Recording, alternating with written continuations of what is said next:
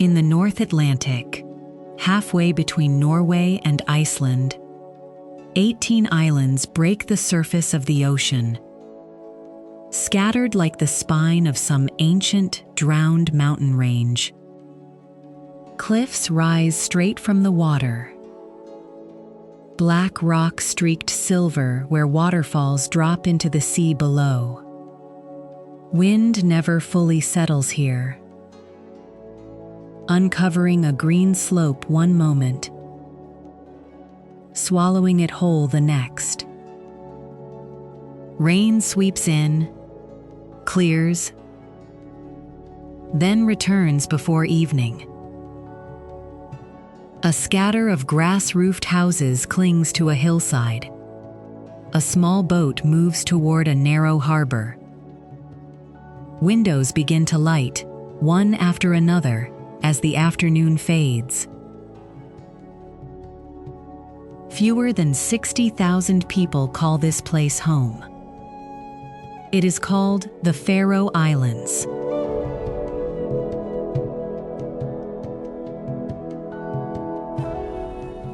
This is not a story about land. It is the story of a life built on top of it. That life begins in Tórshavn, one of the smallest capitals in Europe. Seen from above, it looks like a city that forgot to grow. Its low wooden houses painted black and red, their grass roofs blurring the line between architecture and hillside. There are no towers here. No skyline competes with the mountains behind it. The tallest structure in view might be a church spire, modest and unhurried, exactly the height a village needs, and not an inch more. This is not an accident of poverty. It is a choice. Repeated for centuries. Build with the land, not over it. The Faroe Islands belong, technically, to the Kingdom of Denmark. Yet they carry their own flag, their own government, their own language, spoken by roughly 55,000 people and almost no one else on Earth. A nation this small could easily have dissolved into the culture of a larger neighbor. It did not.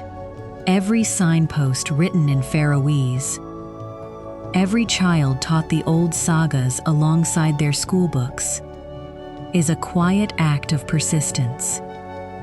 It is the kind that doesn't announce itself. It simply continues. If this country had a temperament, it would not be loud.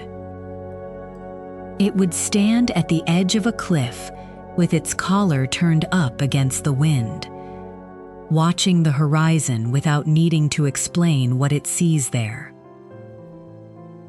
Reserved with strangers, unshakably loyal to its own. A people who measure trust not in words, but in years. That temperament did not appear by accident. It was carved, the way the coastline was carved, slowly, by something larger than any one person. In the narrow lanes of Mykines, the government has met for centuries. The black tarred walls here lean close enough to share a single roof. Salt drifts up from the harbor below every time the wind shifts. Political permanence is one kind of continuity. A few miles south, in the village of Kirkjubøur, an older kind still holds its hearth lit. In the village of Kirkjubøur, a wooden house has stood for more than 900 years. One of the oldest timber structures still lived in anywhere in the world. The same family has kept its hearth lit for 17 generations, since long before most of the borders on today's maps were ever drawn. Beside it, The roofless ruins of a medieval cathedral rise from the grass. It is a monument to ambition that outgrew the island's means. Construction stopped mid-thought and was never finished. No one ever tore it down, though. That was never the Faroese way of dealing with the past. An old woman stands at the doorway of that 900-year-old house some mornings, watching the water the way her grandmother did, and her grandmother's grandmother before that. She does not tell visitors the house is old. She simply lives in it, the way someone lives in their own skin, without commentary, without wonder. Wonder is for people who haven't grown up inside the thing they're looking at. There is something almost defiant in a house that refuses to fall down. Storms have battered this coastline for 9 centuries. And still the timber holds. Still the roof grows its quiet blanket of grass each spring. It is not hard to understand, standing here, why permanence means something different on these islands than it does almost anywhere else. Nothing about this land was ever going to be easy, so the things that were built to last were built to truly last. That same stubborn continuity does not live only in old timber. It lives in the rhythm of an ordinary day. A narrow path leads from the farmhouse down toward the shore. 900 years of the same short walk have worn it smooth. Not every village on these islands has been allowed to stay so still. Some spent centuries simply fighting to be reached at all. Fog does not visit the village of Gásadalur. It moves in and settles, the way a guest settles into a chair they intend to occupy for a while. Until the mid-2000s, this was one of the most isolated villages in Europe, reachable only by a footpath over the mountain, or by boat when the sea allowed it.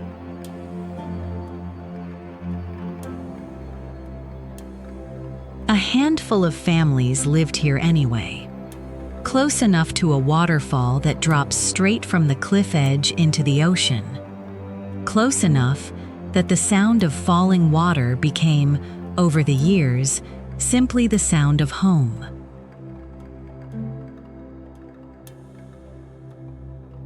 A door opens before sunrise. Inside, a kettle has already been filled. Outside, the light has not yet decided whether it will be morning or something gentler, something still half asleep. There is no rush in the movements of the person stepping out. Boots are pulled on slowly. A glance at the sky reads weather the way others read headlines. Here, the weather is the headline. It decides everything else. The middle of the day arrives without ceremony. Work is done because it needs doing, not because a clock insists on it. Someone repairs a fence. Someone else walks toward the cliffs simply to be near them, the way people elsewhere might walk toward a television. By afternoon, the light has usually changed its mind twice, sun giving way to mist giving way, briefly to something almost gold. To live in a place like this is to stop measuring the day in hours and start measuring it in light. How far the sun has climbed, how long the shadows have stretched. whether the wind has shifted since breakfast. Clocks exist here, but they feel almost like guests themselves, tolerated rather than obeyed. By evening, windows glow amber against a darkening hillside, small and warm and entirely sufficient. This is not deprivation. It is a different definition of enough. And that definition does not exist in isolation. It travels from one lit window to the next, across water, from island to island, until it becomes something larger than any single home. Dinner arrives without announcement. Whatever the day provided, the conversation moves slower here than almost anywhere else this life is lived. Other villages made their own separate peace with the land. Saksun made its peace with the sea in a single violent night. The village of Saksun sits at the head of what was once a working harbor. A single violent storm, centuries ago, drove enough sand into the inlet to seal it in one night, and the sea that used to carry boats in and out became, instead, a still tidal lagoon cradled by green slopes on every side. The village did not fight this. It simply adjusted the way it has adjusted to everything else the land decided to do. A turf-roofed church stands almost alone at the edge of the water, small enough to seem more like a private chapel than a public building, though it has served an entire community for generations. There is no need for anything larger. Everyone who might attend already knows everyone else by name, by face, by the particular way they take their coffee. A stranger walking through Saksun on a gray afternoon might be invited in before they've finished admiring the view. Not out of performance, and not because hospitality here is a service industry, but because in a place this small, a stranger is simply a neighbor no one has met yet. This is the pattern that repeats itself across all 18 islands, in villages far smaller than any city block. Separation by water, closeness by something else entirely. Distance here was never allowed to become distance of the heart. What the ocean divides, memory and obligation quietly stitch back together. And once or twice a year, that stitching becomes visible to everyone at once. Twice a day, the tide slips back out through the narrow channel. For a few hours, the lagoon empties into a wide silver mirror before the sea quietly claims it again. Not every village here depends on the sea alone, though. Further south, on the island of Sandoy, part of the living still comes from the ground itself. On the island of Sandoy, the land behaves differently than it does almost everywhere else in the country. The ground flattens where most islands tilt sharply upward, and where other places offer little but grass, Sandoy offers soil deep enough to plant in. Rows of potatoes run toward the shore near the village of Sandoy, tended by families who have worked the same fields for generations. Farmland this workable being rare enough here to matter. Sheep still outnumber people across the islands, and each autumn that arithmetic becomes a visible event. Farmers climb into the high pastures to bring the flocks down before winter closes in. an errand that takes an entire day of walking, calling, and waiting on weather that rarely cooperates. The animals are sorted by ear markings into pens that have separated the same family's flocks for longer than anyone still living can remember. What the sheep give afterward rarely goes to waste. Wool sheared in summer becomes yarn by autumn. Yarn becomes the kind of sweater nearly every household owns at least one of. It is usually knitted by a woman working from a pattern she carries only in memory, adjusted slightly, quietly, for whoever will end up wearing it. Farming here was never going to make anyone wealthy. It was always closer to an act of belonging. One more thread tying a person to a particular patch of ground their family happened to settle on centuries ago and never quite left. Once a year, though, that quiet belonging gives way to something louder. Late July brings a kind of gravity to Tórshavn that no other week matches. Ólavsøka, the national holiday, pulls people in from every island. By boat, by car through mountain tunnels, by whatever means the weather allows. Rowing crews race across the harbor in wooden boats built the old way, their oars cutting the water in a rhythm passed down more than performed. In the evening, a circle forms. Hands join, feet move in a chain dance whose steps are older than written memory of them. The same pattern repeating itself the way a heartbeat repeats.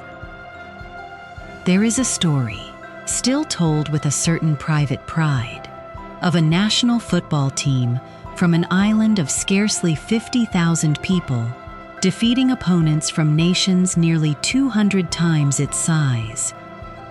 It happened. It still happens, occasionally, often enough that no one here has stopped believing it might happen again. A small country does not need to win constantly to know something about itself. It only needs to have won once, loudly enough, at the right moment. For these few days, 18 islands stop behaving like 18 separate things and become, briefly, one gathered body, laughing, dancing, remembering. Then, as quietly as it arrived, the crowd disperses back across the water, back to daily rhythms, carrying the memory of the gathering the way a coal carries its warmth long after the fire has been banked.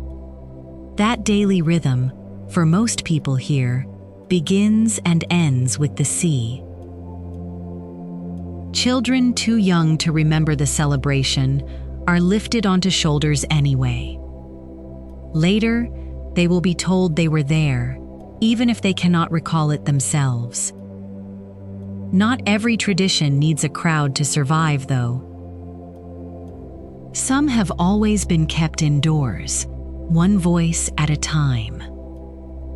Long before television, before radio, before electricity reached the farthest villages, Faroese winters were carried by voice.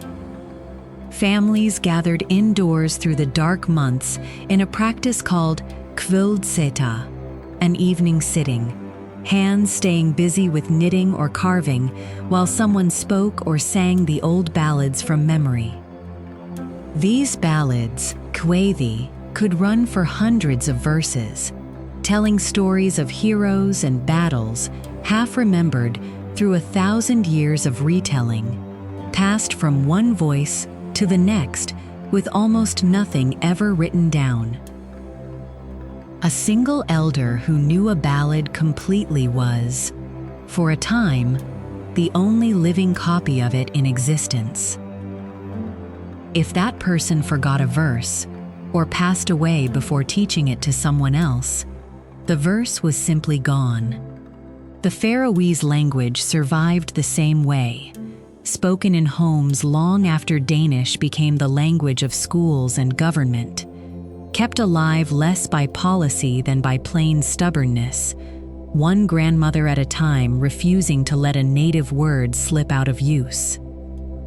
That habit of preserving things by simply continuing to do them, rather than writing them down and hoping they hold, runs through nearly everything else this country has managed to keep. Europe. It runs, too, through the way a livelihood gets handed from one generation to the next. Klaksvík rises around a fjord, so sheltered it seems designed by the mountains specifically to hold a town. This is the country's second largest settlement, though large here is a relative and modest word. Fish is not simply an industry in Klaksvík. It is closer to a bloodline. It passes from a grandfather who still mends nets the old way to a grandson who monitors salmon pens through a screen, checking water temperature and feed levels from an app that would have seemed like magic to anyone here a century ago. Before dawn, boats slip out past the harbor wall, engines low, running lights cutting soft circles into the dark. Hours later, they return heavier. The unloading begins without fanfare. Crates passed hand to hand, the smell of salt and diesel and cold fish settling over the dock like something entirely ordinary. Because to the people doing it, it is. It is strange, standing on that dock, to think that fish farmed in this narrow fjord, tended by families whose names appear on gravestones a few hundred meters away, ends up on tables in cities most of these fishermen will never visit. The modern economy runs invisibly through a place that, on the surface, still looks like it belongs to another century entirely. But an economy built on the sea is only half the story. What people here do with what the sea gives them is the other half.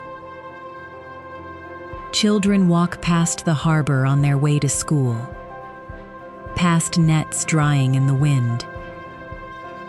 They overhear conversations about the day's catch that will, for some of them, one day become their own. What the sea gives up, though, rarely stays raw for long. This is not deprivation. It is a different definition of enough. And that definition does not exist in isolation.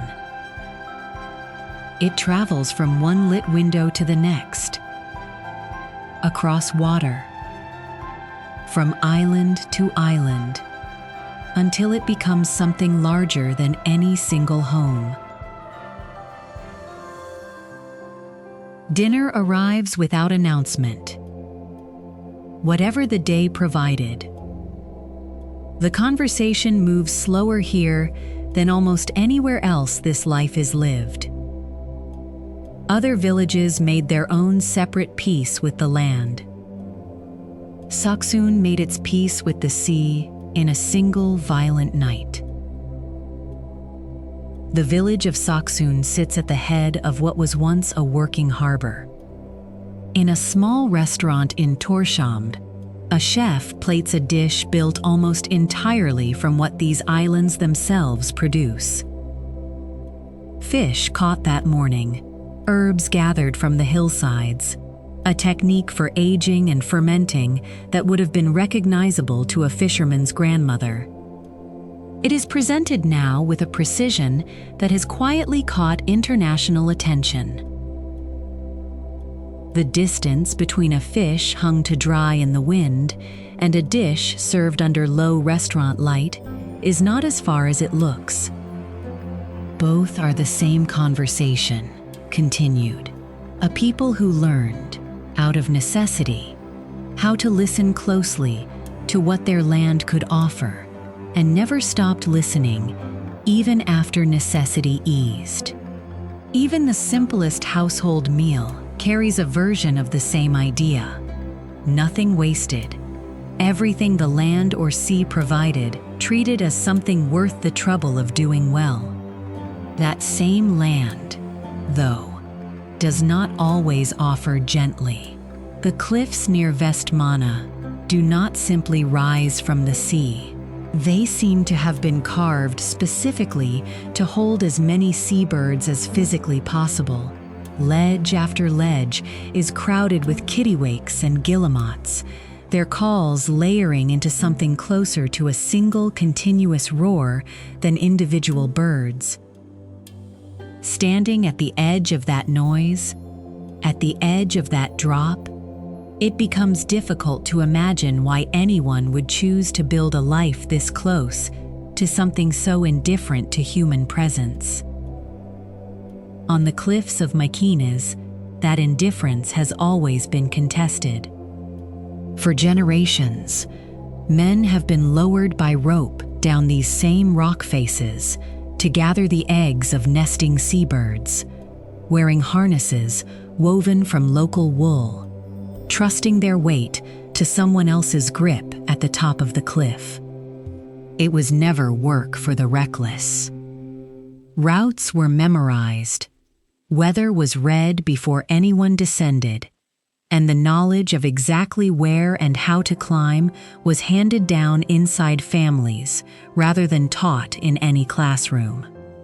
A first descent for a young man from one of these villages still counts among the more serious rites of passage this culture has to offer. Farther out, on that same island, puffins gather each summer, small and almost comically dignified as they stand at the entrances to their burrows, watching the horizon with the same patient attention the whole nation seems to have inherited. Sheep graze along impossible slopes here, sometimes even on the grass roofs of houses. Their presence is so constant that the national name itself has long been believed by many to trace back to them, the Islands of Sheep. Standing at the edge of a cliff like this, with wind pressing hard enough to lean against, it becomes clearer why the Faroese have never treated the sea casually. It has fed them for 1,000 years. It has also taken from them in ways every family here carries quietly without needing to be reminded. Respect in a place like this is not a virtue. It is simply what remains after enough encounters with something larger than yourself.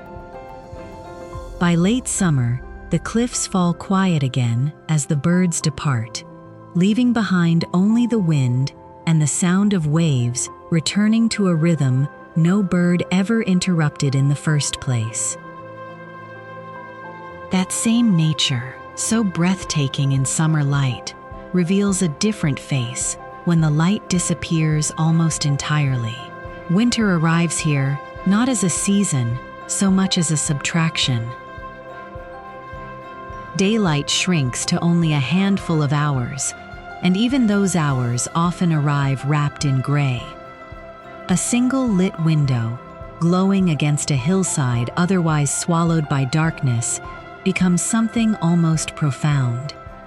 It is proof that someone is still awake, still present, still choosing to stay warm inside a place the outside world has, for the moment, gone quiet. This is not romantic in the way a postcard makes it look. The long dark takes something from people here too. Communities have learned, out of necessity, to check in on each other more deliberately when the light grows thin.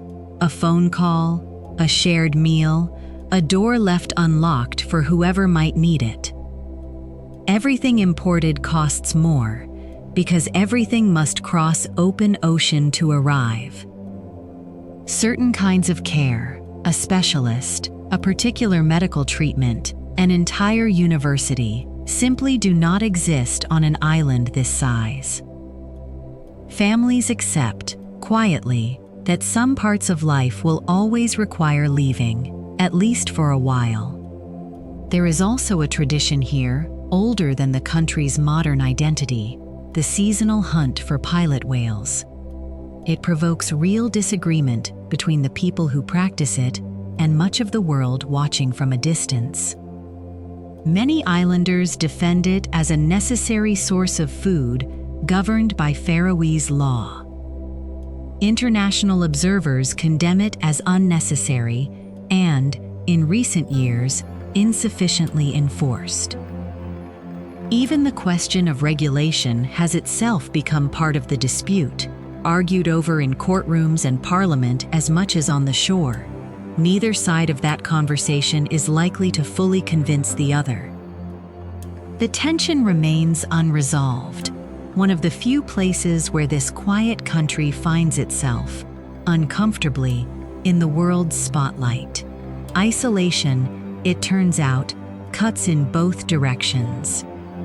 It is the very thing that has preserved this culture's fierce, particular identity, and also the very thing that makes ordinary life here, in the depths of winter, genuinely harder than it looks in June.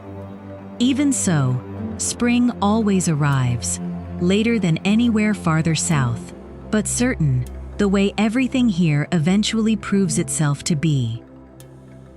By the time the first green returns to the hillsides, the long absence of light already feels like something to be endured again rather than feared, because it always has been before, and it always will be.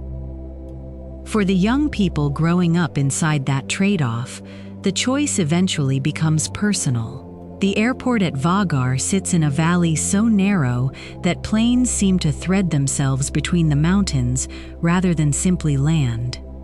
It is the only way in or out for most people here, and so, almost without meaning to, it has become the site of every major departure and every major return this small country experiences. A young woman waits near the gate with a suitcase that contains, unofficially, an entire chapter of her life. Years of study somewhere else, most likely Denmark, because certain degrees simply cannot be earned at home. She will look back at these mountains through a small oval window. Somewhere over open water, she will begin the long, familiar argument every young Faroese eventually has with themselves, whether a bigger world is worth trading for a smaller, deeper one. Fewer of them are forced into that argument now. High-speed internet now reaches nearly every village, and a growing number of young professionals have discovered they can build a career designed for a city while living somewhere the city could never quite become. But it has, for the first time in generations, started to feel less absolute. Some who leave send photographs home instead, of skylines and unfamiliar streets, hoping the distance in the pictures will somehow explain the distance they feel inside themselves. Every flight leaving this valley carries a small piece of the country's future with it. Not all of that future returns, but a surprising amount of it does. Return it does, to places like Kirkjubøur, where the same 900-year-old house still holds its hearth lit, and the same woman, or someone very much like her, still stands at the door most mornings watching the water. To places like Gásadalur, where a kettle is still filled before sunrise, and the waterfall still measures out its endless fall into the sea, indifferent to whoever is or isn't there to watch it. There is a particular kind of freedom that exists in bigness. 1,000 strangers, 1,000 paths, the comfort of never quite being fully known. But there is another kind of freedom that exists only in smallness. It comes from being recognized on sight, from a place that remembers your name without needing to be reminded, from a sea that has watched your family for generations and will, in all likelihood, watch the ones who come after you as well. those who choose to stay on these islands, and those who leave and eventually choose to come back, are not choosing the absence of other options. Denmark is close. Europe is closer than ever. The world, for the first time in this country's long history, is genuinely reachable. And still, something pulls people home. Not despite the wind, the isolation, the long dark winters, but because of the particular kind of belonging that only exists on the far side of all that difficulty. It is not an easy life to explain to someone who has never lived inside a silence this complete, but it does not need explaining to the people who have chosen to stay within it. Night falls over the harbor at Tórshavn the way it has fallen for 1,000 years, slow and complete.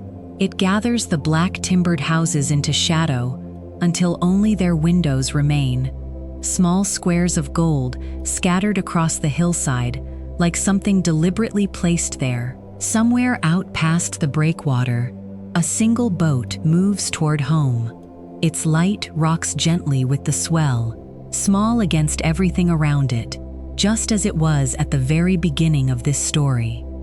Perhaps the measure of a good life was never about how much a person could gather. Perhaps it was always about how surely they knew where they belonged, and how many lit windows waited for them when they finally turned toward home. The light in Gásadalur dims. The light in Kirkjubøur holds a little longer, and somewhere across 18 islands scattered in the cold, patient sea, the wind continues on, exactly as it always has, carrying nothing away that this place was ever unwilling to give. If a place like this had waited for you instead, would you still recognize it as home? Some answers only reveal themselves in writing them down, so leave one below. And if this quiet corner of the world stayed with you a little longer than expected, a like is often the only way it finds its way to someone else who needs it too.